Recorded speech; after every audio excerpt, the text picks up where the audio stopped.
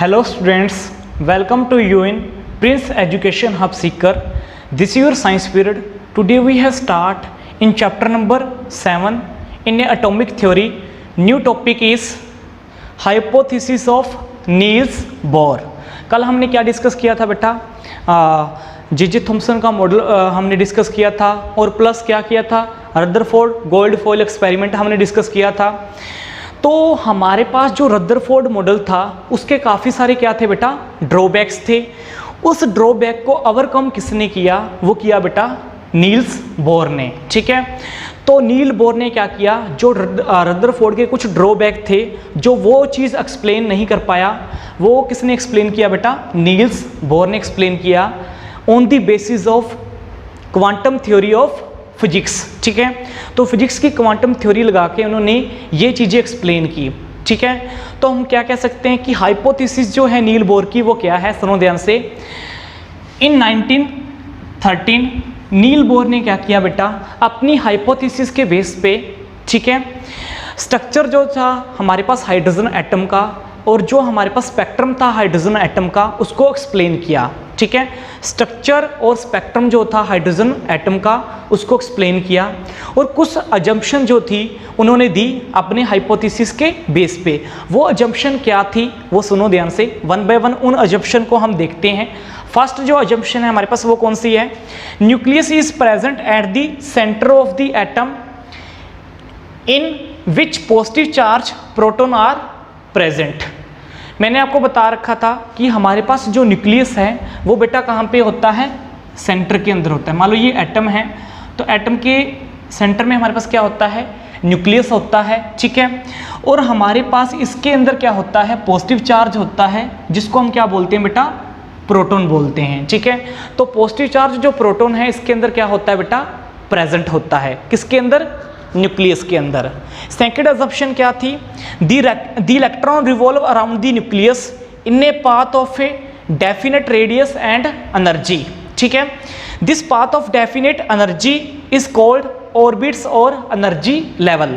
तो यहाँ पे क्या होता है बेटा, जो इलेक्ट्रॉन हमारे पास होते हैं वो एक डेफिनेट पाथ के इसके चारों ओर रिवॉल्व करते हैं। ठीक है, एक डेफिनेट पाथ के अंदर इसके चारों ओर रिवॉल्व करते हैं, किसके, न्यूक्लियस के। तो हम कह सकते हैं डेफिनेट पाथ के अंदर इसके चारों ओर क्या करते हैं, रिवॉल्व करते हैं। तो हमारे पास इलेक्ट्रॉन रिवॉल्व कर रहे हैं, जैसे मान लो कि ये इलेक्ट्रॉन रिवॉल्व कर रहा है। ठीक है, तो डेफिनेट पार्ट के अंदर हमारे पास क्या करते हैं, इलेक्ट्रॉन रिवॉल्व करते हैं। वो जो हमारे पास होता है उसके अंदर क्या होती है, डेफिनेट रेडियस होता है और एनर्जी होती है। और इसी पाथ और डेफिनेट एनर्जी को हम क्या बोलते हैं बेटा, ऑर्बिट्स और एनर्जी लेवल। तो हमारे पास क्या होता है, ये फर्स्ट ऑर्बिट है, ये सेकंड ऑर्बिट है और ये क्या है, थर्ड ऑर्बिट है। ऐसे नंबर ऑफ ऑर्बिट्स हमारे पास किसके अंदर होंगे, एटम्स के अंदर होंगे। ठीक है, तो ये डिफरेंट डिफरेंट हमारे पास क्या है, ऑर्बिट हैं और इनका क्या होता है बेटा, डिफरेंट डिफरेंट एनर्जी लेवल होता है। ओके, नेक्स्ट हमारे पास क्या है, these orbits are properly arrange around the nucleus. ये जो ऑर्बिट्स हैं प्रॉपर्ली अरेंज होते हैं न्यूक्लियस के अराउंड। ये जो न्यूक्लियस है, ठीक है, तो न्यूक्लियस के अराउंड हमारे पास क्या है, ये देखो प्रॉपर्ली अरेंज होते हैं, ये वाला ऑर्बिट्स, फिर ये वाला ऑर्बिट्स, फिर ये वाला ऑर्बिट्स। ठीक है, उसके बाद this can be represent by n, और इनको रिप्रेजेंट करते हैं एन से, number of orbits. Okay, their value are always in whole number likes 1 2 3 and 4 as on as and are represent by symbol K L M N respectively. देखो यहाँ पे क्या होता है बेटा, ये जो हमारे पास ऑर्बिट्स होते हैं, मैंने आपको बता रखा था ऑर्बिट्स जो होते हैं हमारे पास, ये नंबर ऑफ ऑर्बिट्स होते हैं किसके अंदर, एटम के अंदर, इसलिए एन से रिप्रेजेंट करते हैं इसको। और इसके अंदर हमारे पास ये जो ऑर्बिट्स होते हैं हमारे पास, इनको रिप्रेजेंट करते हैं हम के से, एल से, एम से, फिर एक और आगे अगर आ गया तो उसको क्या रिप्रेजेंट करेंगे, एम से। ठीक है, फिर और आगे आ गया, फिर एन से, ऐसे चलता जाएगा। ठीक है, तो हमारे पास यहाँ पे जो ऑर्बिट्स हैं या जिनको हम शेल बोलते हैं, तो ये फर्स्ट ऑर्बिट, ये सेकंड ऑर्बिट आ गया, फिर ये थर्ड ऑर्बिट आ गया और ये क्या आ गया, फोर्थ ऑर्बिट आ गया। ठीक है, तो ऐसे हमारे पास नंबर ऑफ ऑर्बिट्स होते हैं किसके अंदर, एटम के अंदर। ठीक है, और उनको रिप्रेजेंट करते हैं K L M N. First orbit हमारे पास जैसे मान लो के है, ठीक है, तो के हमारे पास क्या होगा, फर्स्ट ऑर्बिट होगा, एल हमारे पास क्या होगा सेकंड ऑर्बिट होगा, एम एन हमारे पास क्या होगा थर्ड ऑर्बिट होगा, एन हमारे पास क्या होगा फोर्थ ऑर्बिट होगा। तो ऐसे नंबर ऑफ टाइम्स चलते जाएंगे। नेक्स्ट देखो हमारे पास अजम्पशन बेटा क्या है, the distance between the nucleus and the orbits increase with increase the value of n and energy of the orbits also increase. For example देखो यहाँ पे क्या है हमारे पास बेटा, जैसे जैसे हमारे पास न्यूक्लियस और ऑर्बिट्स के अंदर डिस्टेंस क्या हो रही है, ज़्यादा बढ़ रही है, ठीक है। जैसे जैसे हमारे पास वैल्यू इंक्रीज हो रही है एन की, वैसे ही वैसे हमारे पास क्या होगा, एनर्जी का लेवल भी बढ़ेगा, ठीक है। कैसे, फॉर एग्जांपल देखो इसके अंदर कैसे आएगा, जैसे मान लो कि ये हमारे पास क्या है, ये न्यूक्लियस है, ये फर्स्ट ऑर्बिट है, ये सेकंड है, थर्ड है, फोर्थ ऑर्बिट है, ठीक है। तो मैंने क्या माना था, फर्स्ट जो शेल थी हमारे पास वो क्या थी, के थी, सेकंड शेल एल थी, थर्ड मान लो एम है, फोर्थ क्या है, एन है, फर्स्ट सेकंड थर्ड फोर्थ, ठीक है। तो फर्स्ट जो शेल है हमारे पास, फर्स्ट शेल है, ये सेकंड है, ये थर्ड है, ये फोर्थ है, ठीक है। अब आप देखो न्यूक्लियस और फर्स्ट शेल के बीच में जो डिस्टेंस है वो कितनी है, कम है। न्यूक्लियस और सेकंड शेल के बीच में जो डिस्टेंस है वो उससे ज़्यादा है। न्यूक्लियस और थर्ड शेल के बीच में डिस्टेंस कितनी है, बहुत ज़्यादा है, देखो यहाँ से लेकर यहाँ तक। और न्यूक्लियस और फोर्थ जो हमारे पास क्या है शेल है, उसके बीच में डिस्टेंस क्या है, बहुत ज़्यादा है। तो इसका मीनिंग जैसे जैसे हमारे पास एन की वैल्यू बढ़ेगी, जैसे हमारे पास शेल की वैल्यू बढ़ेगी 1 2 3 4, वैसे वैसे हमारे पास क्या होगा बेटा, एनर्जी का लेवल भी इसके अंदर बढ़ेगा, ठीक है। अगर हमारे पास डिस्टेंस न्यूक्लियस और शेल के बीच में ज़्यादा हो रही है, वैसे वैसे हमारे पास क्या हो रहा है बेटा, एनर्जी का लेवल भी बढ़ रहा है, ठीक है, हर एक शेल के अंदर। ये है इसके अंदर, ओके। नेक्स्ट हमारे पास अजम्पशन देखो बेटा, the angular momentum of electron is those orbit is mvr equal to nh/2π। देखो यहाँ पे क्या कह रहा है बेटा, सुनो ध्यान से, जो एंगुलर मोमेंटम है, जिस मोमेंटम से वो इलेक्ट्रॉन क्या कर रहे हैं, उस सर्कुलर ऑर्बिट में मूव कर रहे हैं, ठीक है, वो हमारे पास क्या होगा, mvr इक्वल टू nh/2π होगा। यहाँ पे m क्या है, मास है इलेक्ट्रॉन का, v क्या है, वेलोसिटी है इलेक्ट्रॉन की, r क्या है, रेडियस है ऑर्बिट का, ठीक है, और यहाँ पे h क्या है, प्लांक कांस्टेंट है, ठीक है। तो यहाँ पे एंगुलर मोमेंटम जो है इलेक्ट्रॉनों की उस ऑर्बिट के अंदर वो कितनी होगी बेटा, ये वैल्यू होगी, ये याद रख लेनी है आपने, mvr इक्वल टू nh/2π, सिर्फ इतना याद रख लेना है, ओके। इससे ज़्यादा आपने नहीं याद रखना।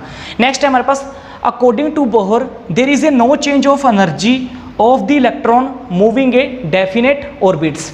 हमारे पास बोहर ने कहा, क्या कहा था इसके अंदर, सुनो ध्यान से, कि हमारे पास जो इलेक्ट्रॉन है, ये ऐसे देखो, ये हमारे पास क्या है, न्यूक्लियस है, ये फर्स्ट ऑर्बिट है। मान लो कि अगर फर्स्ट ऑर्बिट के अंदर मान लो कि एक यहाँ पे इलेक्ट्रॉन है फर्स्ट ऑर्बिट के अंदर और एक यहाँ पे इलेक्ट्रॉन है, ठीक है, ये मूव कर रहे हैं इस ऑर्बिट के अंदर, तो इनकी एनर्जी में कोई भी चेंज नहीं होगा। ऐसा नहीं हो सकता कि इसकी एनर्जी अलग हो और ये अलग एनर्जी से मूव कर रहा है, नहीं, इनकी एनर्जी क्या होगी, सेम होगी। सेम ऑर्बिट वालों की जो इलेक्ट्रॉन होंगे उनकी एनर्जी हमारे पास क्या होगी बेटा, सेम होगी, उसके अंदर कोई भी चेंज नहीं आएगा। तो डेफिनेट ऑर्बिट्स वाले जो इलेक्ट्रॉन हैं उनकी एनर्जी में कोई भी चेंज नहीं आएगा, ना इसकी एनर्जी में चेंज आएगा ना इसकी एनर्जी में चेंज आएगा। दोनों की जो एनर्जी होगी वो क्या होगी बेटा, डेफिनेट होगी। चेंज कब आएगा, मान लो कि चेंज हमारे पास कब आ सकता है, जब मान लो कि ये हमारे पास क्या है, ये इलेक्ट्रॉन है और ये सेकंड शेल वाला इलेक्ट्रॉन है, तो इनकी एनर्जी में क्या आएगा, चेंज आएगा। ये मैंने आपको बता दिया था कि अलग अलग शेल वाले जो हमारे पास इलेक्ट्रॉन हैं उनकी एनर्जी क्या होती है, अलग अलग होती है, लेकिन सेम शेल वाले इलेक्ट्रॉन जो हैं उनकी जो एनर्जी होती है वो बेटा क्या होती है, डेफिनेट एनर्जी होती है, ओके। नेक्स्ट जो अजम्पशन है वो क्या है, सुनो ध्यान से, हमारे पास नेक्स्ट अजम्पशन क्या है इसके अंदर, देखो ये है, when electron absorb energy from the outside of the atom then it goes to higher energy level on the excitations. If electron emit energy then it comes to the orbit of lower energy level from the higher energy level.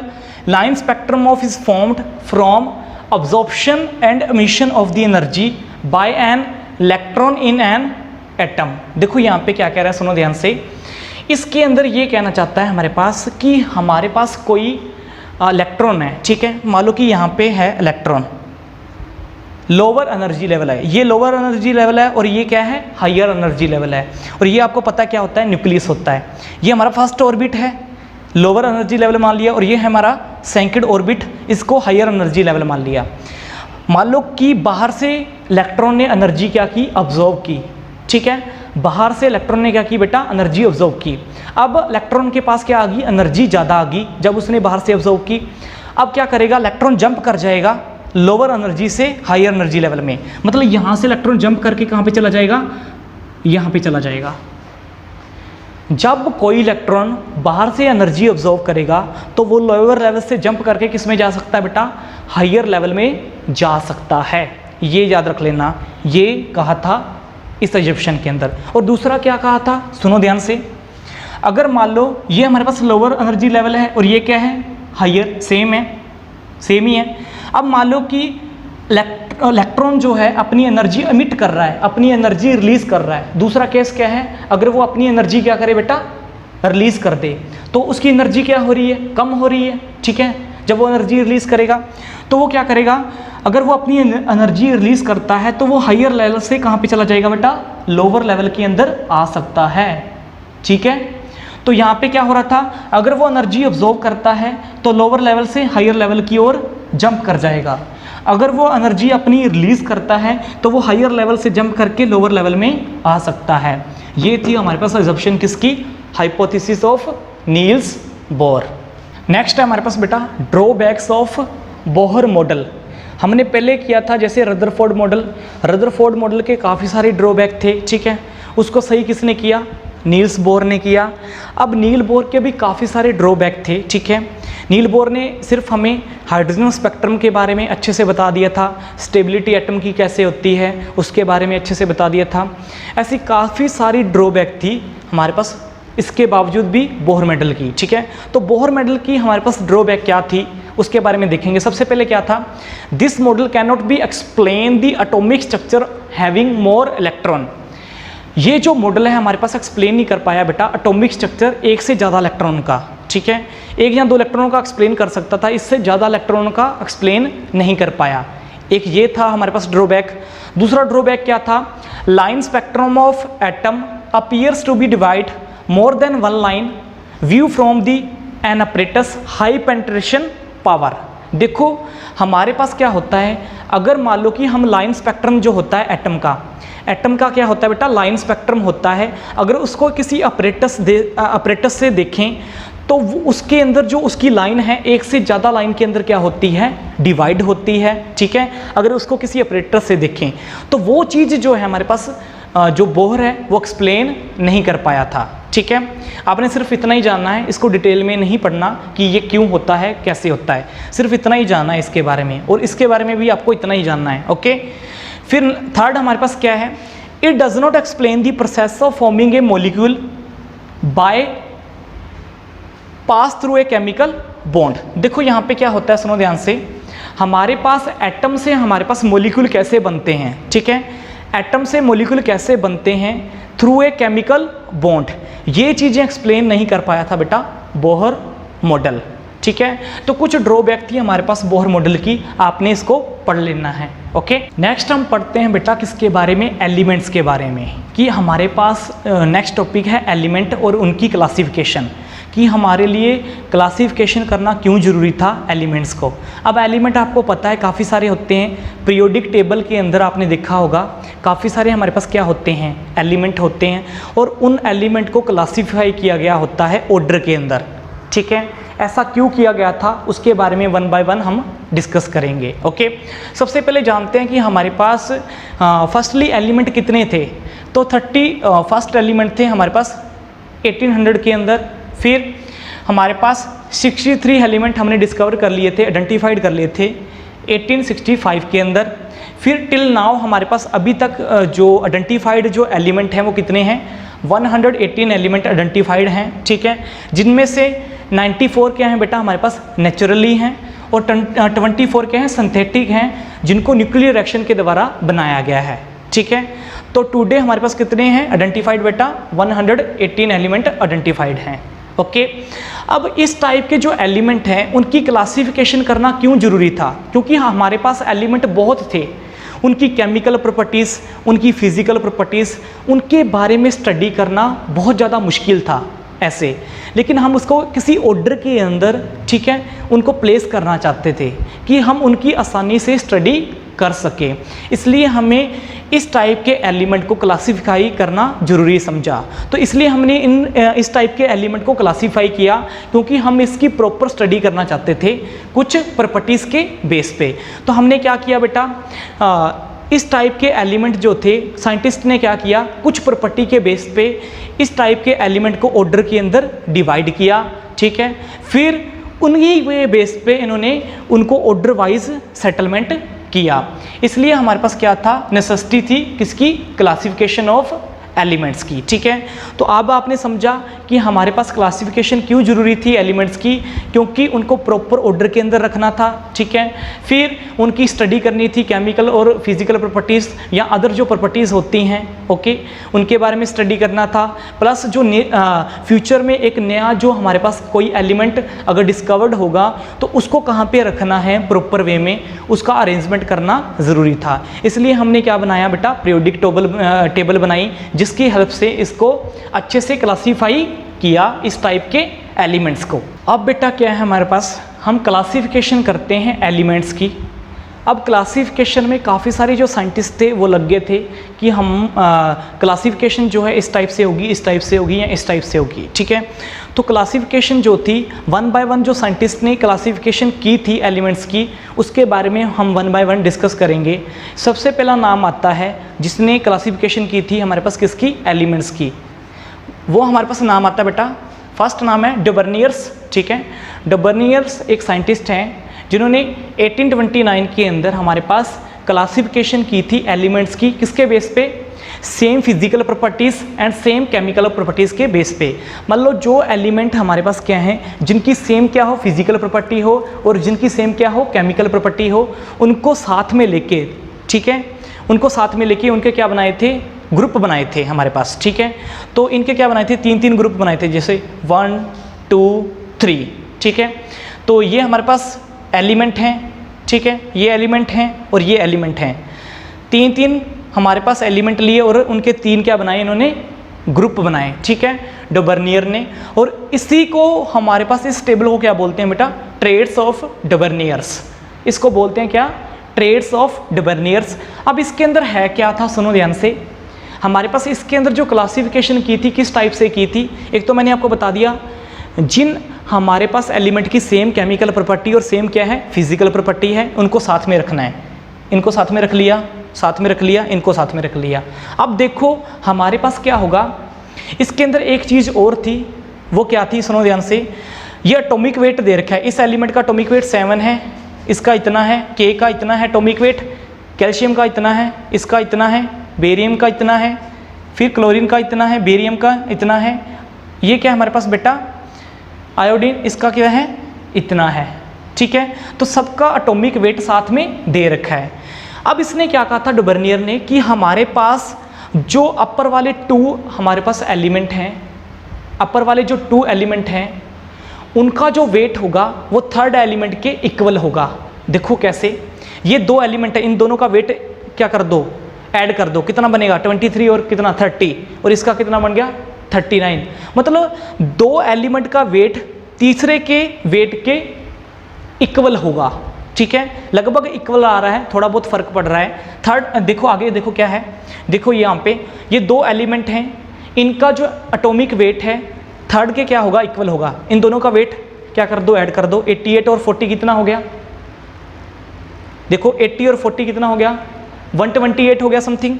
तो 128 और ये क्या था 137, तो तीसरे के क्या होगा, इक्वल होगा, लगभग एवरेज होगा। इधर देखो यहाँ पे 80 और 35 दोनों का इसके क्या होगा, इक्वल है, 80 और 30 125, और ये कितना आ गया 127। तो इसने क्या कहा था कि हमारे पास अपर में जो 2 हमारे पास एलिमेंट हैं, उनका जो एटॉमिक वेट है थर्ड के एलिमेंट के क्या होगा, एवरेज में होगा, ठीक है। ये चीज़ कही थी हमारे पास किसने, डे बर्नियर ने। तो ये था हमारे पास बेटा ट्रेड्स ऑफ डे बर्नियर। उसने एलिमेंट को ऐसे क्लासीफाई किया था। लेकिन ये जो लॉ था वो बेसिकली सही नहीं था, ठीक है। हमें भी लग रहा है ये सही नहीं है और बेसिकली एक्चुअल में ये सही नहीं था लॉ, ठीक है, और हमारे लिए कोई यूज़फुल नहीं था, ठीक है। तो इसको कट कर देंगे। आगे देखेंगे और किस साइंटिस्ट ने क्लासिफिकेशन की थी एलिमेंट्स की। नेक्स्ट जो हमारे पास है बेटा क्लासिफिकेशन कर रहे हैं और नेक्स्ट हमारे पास साइंटिस्ट है जिन्होंने क्लासीफाई किया था। अब देखो क्लासीफाई कैसे किया। ये हमारे पास साइंटिस्ट कौन से हैं, इंग्लिश केमिस्ट हैं जॉन अलेक्जेंडर न्यूलैंड, ठीक है। इन्होंने 1865 के अंदर हमारे पास क्लासीफाई किया था एलिमेंट्स को आफ्टर डोबनियर्स, ठीक है। डोबनियर ने जो लॉ था हमारे लिए यूज़फुल नहीं था। उसके बाद किन्होंने क्लासीफाई किया बेटा हमारे पास एलिमेंट्स को, किसने क्लासीफाई किया, न्यूलैंड्स ने 1865 के अंदर। अब इन्होंने लॉ अपनाया था लॉ ऑफ ऑक्टेव्स, ठीक है, लॉ ऑफ ऑक्टेव्स। अब लॉ ऑफ ऑक्टेव्स क्या होता है, सुनो ध्यान से। हमारे पास इन्होंने क्या किया बेटा, सुनो, हमारे पास जो एलिमेंट थे उनको इंक्रीजिंग एटॉमिक वेट, उनका जो एटॉमिक वेट उनका कोई भी एटॉमिक वेट होता है उसको इंक्रीजिंग ऑर्डर में बनाया, ठीक है। तो इंक्रीजिंग एटॉमिक वेट मतलब उन एलिमेंट्स को किस ऑर्डर में डिवाइड किया, अरेंजमेंट किया, इंक्रीजिंग एटॉमिक वेट के ऑर्डर में, ठीक है। तो यहाँ पे क्या किया बेटा, जैसे मान लो कि एटॉमिक वेट इंक्रीजिंग ऑर्डर में डिवाइड किया। जैसे मान लो कि यहाँ पे टेबल के अंदर दे रखा है 7, 9, 11, 12, 14, 16 ऐसे इंक्रीजिंग वेट में, ठीक है। फिर क्या था, इसके अंदर एक चीज़ थी जिसको ये लॉ ऑफ ऑक्टेव कहते हैं। किस लिए कहते हैं लॉ ऑफ ऑक्टेव, सुनो ध्यान से। इसके पीछे रीज़न क्या था, हमारे पास जो फर्स्ट एलिमेंट है और जो हमारा क्या है एट्थ एलिमेंट है, ठीक है। फर्स्ट एलिमेंट और जो एट्थ एलिमेंट है उन दोनों की प्रॉपर्टीज़ क्या रहेगी, सेम रहेगी। क्या, सुनो ध्यान से दोबारा, जो फर्स्ट एलिमेंट होगा और जो एट्थ एलिमेंट होगा उनकी प्रॉपर्टीज़ क्या रहेगी, हमारे पास सेम रहेगी। इसलिए इसको क्या बोलते हैं, लॉ ऑफ ऑक्टेव्स बोलते हैं। कैसे, आपने देखा होगा जैसे सारे गामा पा, म्यूजिकल इंस्ट्रूमेंट देखा है ना, जैसे सारे गामा पा गा नी सा, क्या हो रहा है इसके अंदर, सा यहाँ पे है, फिर 1 2 3 4 5 6 7, फिर 8 में फिर क्या आ गया, सा आ गया। ये था फर्स्ट और ये था एट्थ। तो पहले सा था म्यूजिकल इंस्ट्रूमेंट के अंदर, दोबारा फिर क्या आ गया, सा आ गया एट्थ के अंदर। ऐसा ही हमारे पास क्या था, जब उन एलिमेंट्स को हमने क्या किया, एटॉमिक वेट के इंक्रीजिंग ऑर्डर में बनाया, तो उनका जो फर्स्ट एलिमेंट की प्रॉपर्टी थी, एट्थ एलिमेंट की जो प्रॉपर्टी थी, दोनों की क्या थी बेटा, सेम थी। इसलिए इसको बोलते हैं लॉ ऑफ ऑक्टेव्स, ओके। इसलिए उसको क्या बोलते हैं बेटा, लॉ ऑफ ऑक्टेव्स। देखो अब देखो हमारे पास क्या है इसके अंदर, जैसे ये एलिमेंट है Li B C N O F। अब इसको एटॉमिक वेट में इंक्रीजिंग ऑर्डर में लिखा, 7 9 11 12 14 16 19।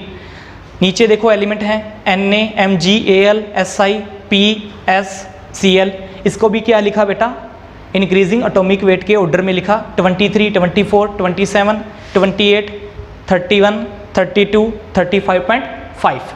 तो इन सभी एलिमेंट को उनके इंक्रीजिंग ऑर्डर में लिखा। इंक्रीजिंग ऑर्डर कौन सा था, एटॉमिक वेट था, ठीक है। अब आपको ये समझ में आ गया होगा ये हमारे पास क्लासिफिकेशन कैसे हुई है एलिमेंट्स की। और ये जो हमारे पास क्या था, इस तरह की जो क्लासिफिकेशन थी, इस तरह का जो लॉ था, वो हमारे लिए क्या था बेटा, यूज़फुल नहीं था।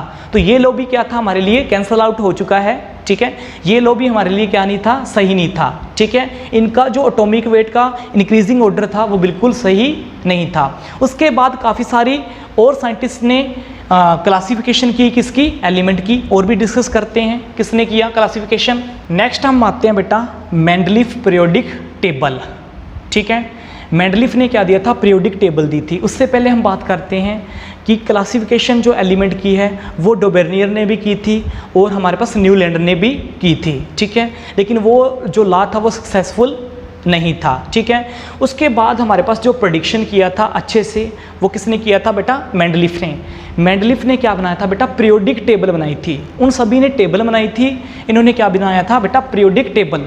तो जो क्रेडिट है पीरियोडिक टेबल बनाने का वो किसको जाता है बेटा, मेंडलीफ को ही जाता है, ठीक है। तो हमारे पास जो पीरियोडिक टेबल बनाई थी वो किसने बनाई थी, मेंडलीफ ने बनाई थी। मेंडलीफ ने क्या किया था बेटा, जो एलिमेंट हैं उनकी क्लासिफिकेशन किसके बेस पे की थी, वही सेम कि जो एलिमेंट हैं उनका एटॉमिक वेट जो है इंक्रीजिंग ऑर्डर में रखना है, ठीक है। जो एलिमेंट हैं उनका जो एटॉमिक वेट है वो इंक्रीजिंग ऑर्डर में रखना है, ठीक है। उसी के बेस पे इन्होंने क्या किया था बेटा, क्लासिफिकेशन की थी। लेकिन यहाँ पे क्या था हमारे पास, वो हम आगे पढ़ेंगे कि इसके अंदर हमारे पास जो क्लासिफिकेशन थी इंक्रीजिंग ऑर्डर में वो है कैसे थी, ठीक है। यहाँ पे क्या था, जैसे मान लो कि सेम जिन एलिमेंट की सेम क्या है केमिकल प्रॉपर्टी है और जिन एलिमेंट की सेम क्या है फिजिकल प्रॉपर्टी है, उनको एक ही ग्रुप के अंदर क्या होता है रखना था, ठीक है। तो यहाँ पे क्या था, सुनो ध्यान से, जिन एलिमेंट की केमिकल प्रॉपर्टी और फिजिकल प्रॉपर्टी क्या है सेम है, उनको सेम ग्रुप के अंदर ही क्या करना था, रखना था। और यहाँ पे एक और क्या था, इनको इंक्रीजिंग ऑर्डर में रखना था ड्यू टू एटॉमिक वेट, ठीक है। ये था हमारे पास बेटा मेंडलीफ पीरियोडिक टेबल। अब मेंडलीफ पीरियोडिक टेबल में जो टेबल थी वो किस तरह थी, अब टेबल के अंदर क्या क्या था उसके अंदर देखो। जो टेबल थी बेटा, अगर उसको टेबल को देखेंगे तो हमारे पास क्या था, उसके अंदर एक तो थी हॉरिजॉन्टल रो और एक थी वर्टिकल कॉलम, ठीक है। हॉरिजॉन्टल रो और वर्टिकल कॉलम, ओके। ये मैं आगे बना के दिखाऊंगा आपको, पहले समझ लो इसको, ओके। एक थी हॉरिजॉन्टल रो और एक थी वर्टिकल कॉलम। हॉरिजॉन्टल रो के अंदर तो हमारे पास क्या था, पीरियड थे, और हमारे पास वर्टिकल कॉलम के अंदर क्या थे, हमारे ग्रुप थे। याद रख लेना, वर्टिकल कॉलम के अंदर हमारे पास क्या थे, ग्रुप थे, और हॉरिजॉन्टल रो के अंदर हमारे पास क्या थे बेटा, पीरियड थे, ठीक है। ग्रुप हमारे पास कितने थे, 8 ग्रुप थे, और उनको बाद में ए और बी सब ग्रुप के अंदर डिवाइड किया गया, ठीक है। और अगर हम बात करें पीरियड की, तो पीरियड हमारे पास कितने थे टोटल बेटा, हमारे पास 6 क्या थे, पीरियड थे इसके अंदर, ठीक है। तो ये थी हमारे पास बेटा पीरियोडिक टेबल। अब इसको फिल कैसे किया गया, ठीक है, उसके बेस पे देखते हैं कि इसको फिल कैसे किया गया, ओके। तो इसके अंदर क्या था बेटा, जैसे उस टाइम पे नोबल गैसेस हमारे पास फाउंड नहीं होती। अब आपको पता है कि नोबल गैसेस होती हैं, लेकिन जब पीरियोडिक टेबल बनाई गई ड्यू टू मेंडलीफ के द्वारा, तो तब नोबल गैसेस हमारे पास फाउंड नहीं थी, ठीक है। अब जब नोबल गैसेस फाउंड हुई तो एक नया हमारे पास क्या बनाया गया, एक नया टेबल तैयार किया गया जिसको बोला गया जीरो ग्रुप, ठीक है। हमारे पास कितने थे, टोटल 8 ग्रुप थे, लेकिन हमारे पास नोबल गैसेस जहाँ पे फिल करनी थी जिस टेबल के अंदर, वो ग्रुप बनाया नहीं था। फिर बाद में हमने एक ग्रुप और ऐड कर दिया उसके अंदर, जिसको क्या लिखा था हमने, जीरो ग्रुप लिखा था, जिसके अंदर हमने नोबल गैसेस को भी डाल दिया था, ओके। उसके बाद हम बात करते हैं कि ये जो पीरियोडिक टेबल है हमारे पास, ये किसके बेस पे थी। तो मैंने अभी बताया आपको कि जिन जिन एलिमेंट की सेम क्या हो फिजिकल प्रॉपर्टी हो, सेम क्या हो केमिकल प्रॉपर्टी हो, उनको सेम इंक्रीजिंग एटॉमिक वेट के ऑर्डर में रखना है, ठीक है। मतलब इंक्रीजिंग एटॉमिक वेट के ऑर्डर में उनको रखना है। तो यहाँ पे हमारे पास जिन जिन एलिमेंट की सेम फिजिकल और केमिकल प्रॉपर्टी है उनको एक ग्रुप में रखेंगे, दूसरे को दूसरे ग्रुप में, तीसरे को तीसरे ग्रुप में, ठीक है। यहाँ पे कई बार क्या हुआ था, सुनो ध्यान से, यहाँ पे ऐसा भी हुआ है कई बार हमने जो ऑर्डर है एटॉमिक वेट का वो तोड़ा भी है, ब्रोक भी किया है। कैसे, हम जैसे पहले क्या आता है 1 फिर 2 फिर 3 फिर 4 फिर 5 फिर 6 ऐसे चलता है एटॉमिक वेट तो हमारे पास, ठीक है। कई जगह पे हमने रूल तोड़ा है, किसको मेंटेन रखने के लिए, अपने ग्रुप को मेंटेन रखने के लिए। पीरियोडिसिटी जो एलिमेंट हैं उनको मेंटेन रखने के लिए, ग्रुप को मेंटेन रखने के लिए, कि उनकी सेम ग्रुप वाले हमारे पास सेम प्रॉपर्टी वाले जो एलिमेंट हैं सेम ग्रुप में रहेंगे। इसकी वजह से हमने कई बार ऑर्डर जो है एटॉमिक वेट का वो बेटा क्या किया है, ब्रोकन किया है। कैसे, सुनो ध्यान से, यहाँ पे क्या था, सुनो ध्यान से, आपको पता लग जाएगा कैसे तोड़ा है हमने। मान लो आई क्या है, आयोडीन, टी क्या है, टेसेनियम, ठीक है। तो आयोडीन जो और टेसेनियम है हमारे पास, आयोडीन का जो हमारे पास क्या है एटॉमिक वेट है वो कितना बेटा, 126 है, और ये जो हमारे पास टेलियम है इसका एटॉमिक वेट कितना है, 127 है। लेकिन आप देखोगे आपको हैरानी होगी कि हमने ये जो हमारे पास ये वाला हमारे पास क्या है एलिमेंट है, इसकी जो प्रॉपर्टी थी वो 7th ग्रुप से मैच करती थी। इसकी प्रॉपर्टी किस ग्रुप से मैच करती थी, 7th ग्रुप से मैच करती थी। इसलिए इसको क्या कर दिया बेटा, पहले कर दिया और आयोडीन को बाद में कर दिया। मतलब पहले 127 लिख दिया, ठीक है, ग्रुप के अंदर, फिर क्या लिख दिया 126.9 लिख दिया। अजीब सा लगता है ना। तो यहाँ पे क्या किया बेटा, हमने कई बार ऑर्डर जो है एटॉमिक वेट का वो तोड़ा है, किसके लिए, ग्रुप के अंदर सेम केमिकल प्रॉपर्टीज़ और सेम फिजिकल प्रॉपर्टीज़ वाले एलिमेंट को रखने के लिए। ओके, तो इसका मीनिंग इसको पहले लिख दिया और आयोडीन को बाद में लिख दिया। ठीक है, सिर्फ सेम प्रॉपर्टीज़ वाले एलिमेंट को एक जगह रखने के लिए। कई बार एटॉमिक वेट का जो ऑर्डर है वो हमने इस मेंडलीफ पीरियोडिक टेबल के अंदर तोड़ा था। ठीक है, उसके बाद हम बात करते हैं बेटा, इसके अंदर कुछ जगह जो थी इसके अंदर खाली भी छोड़ी गई। मेंडलीफ ने कुछ जगह इसके अंदर खाली छोड़ी थी। वो किस लिए छोड़ी थी?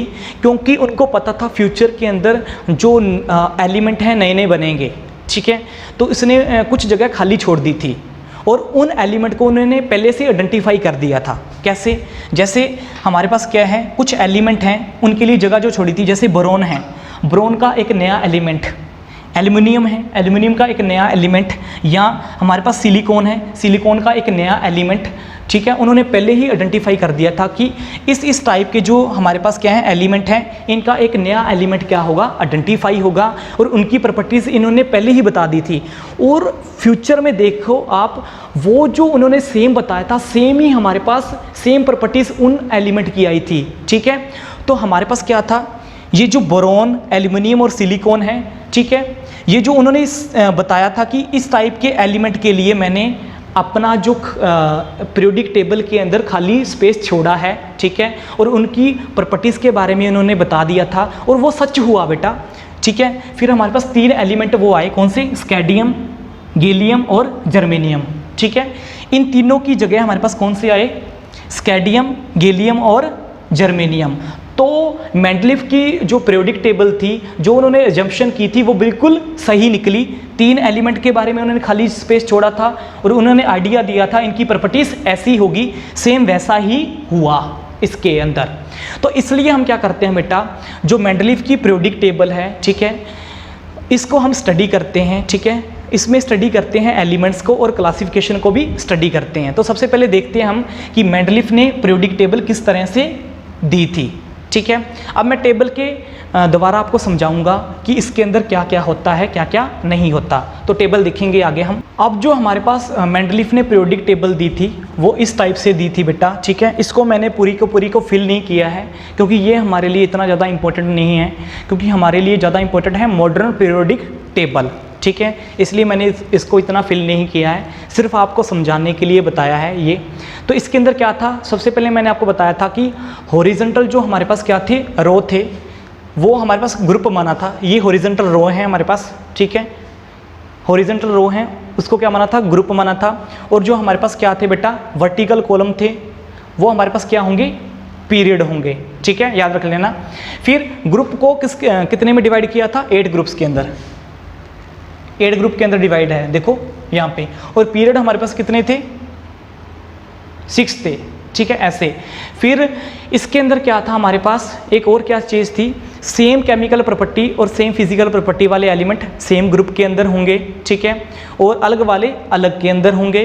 और इसके अंदर एटॉमिक वेट इंक्रीजिंग ऑर्डर में था। तो देखो यहाँ पे H, Li, Bi, B, C, N, ठीक है, ऐसे चल रहा है, ये सब सेम है ऐसे। ठीक है, एटॉमिक वेट इंक्रीजिंग ऑर्डर में था इसके अंदर। ठीक है, और मैंने बताया था कुछ जगह पे सिर्फ केमिकल प्रॉपर्टीज़ और फिजिकल प्रॉपर्टीज़ को सेम रखने के लिए सेम ग्रुप के अंदर थोड़ा बहुत जो एटॉमिक वेट था उसका ऑर्डर ब्रेक किया गया था, लेकिन ज़्यादा ब्रेक नहीं किया गया था। ओके, तो ये था हमारे पास बेटा मेंडलीफ का पीरियोडिक टेबल, इस तरह से उन्होंने बनाया था। नेक्स्ट हम बात करते हैं बेटा लिमिटेशन क्या है पीरियोडिक टेबल की। ठीक है, ये जो मेंडलीफ ने पीरियोडिक टेबल दी थी तो कुछ चीज़ें इसने अच्छे से बताया था, लेकिन इसके अंदर भी काफ़ी सारी लिमिटेशन थी। तो 1 बाय 1 डिस्कस करते हैं कौन कौन सी लिमिटेशन थी। सबसे पहले क्या था, it did not obey the rules of increasing order of atomic weight at some position. मैंने आपको पहले ही बता दिया था कि कुछ पोजीशन के ऊपर इसने एटॉमिक वेट को, जो इंक्रीजिंग ऑर्डर था एटॉमिक वेट का, वो ओबे नहीं किया, उसको लागू नहीं किया। जैसे मैंने आपको बताया था पीछे आयोडीन और टेक्टेनियम के बारे में। ठीक है, तो कुछ पोजीशन पे इसने जो रूल था वो ओबे नहीं किया, किसका, इंक्रीजिंग ऑर्डर का, एटॉमिक वेट का। ठीक है, सेकंड हमारे पास क्या है limitation, similar pair of element were place in a different group. Similar type के पेयर के एलिमेंट को डिफरेंट ग्रुप के अंदर इन्होंने डाल दिया और डिसिमिलर एलिमेंट वाले को प्लेस कर दिया सेम ग्रुप के अंदर, ठीक है। जो सिमिलर पेयर के एलिमेंट थे उसको तो डिफरेंट ग्रुप में डाल दिया और जो डिसिमिलर वाले एलिमेंट थे उसको सेम ग्रुप के अंदर डाल दिया। ये लिमिटेशन थी इसकी मेंडलीव पीरियोडिक टेबल की। थर्ड क्या था बेटा, सुनो ध्यान से, the position of hydrogen was not certain, ठीक है। पोजीशन जो है, एक्चुअली पोजीशन क्या है हाइड्रोजन की, इस पीरियोडिक टेबल से हमें नहीं पता लगता, ठीक है। फिर फोर्थ क्या है, it was not possible to accommodate isotope in the periodic table. यहाँ पे हम अच्छे से नहीं बता सकते कि आइसोटोप जो होते हैं हमारे पास वो क्या होते हैं, ठीक है। तो आइसोटोप इस टेबल के अंदर अच्छे से अकोमोडेट नहीं कर सकते। और आइसोटोप क्या होते हैं, जिनका सेम क्या होता है एटॉमिक नंबर और डिफरेंट क्या होता है mass number, that is known as a isotope. तो ये कुछ लिमिटेशन थी हमारे पास बेटा किसकी, मेंडलीव पीरियोडिक टेबल की, ठीक है। तो कल हम करेंगे बेटा मॉडर्न पीरियोडिक टेबल के बारे में कि मॉडर्न पीरियोडिक टेबल क्या होती है। वही हमारे पास सक्सेसफुल पीरियोडिक टेबल है, ठीक है, आज तक की। ओके, तो कल उसके बारे में हम डिस्कस करेंगे। Thanks for watching this video.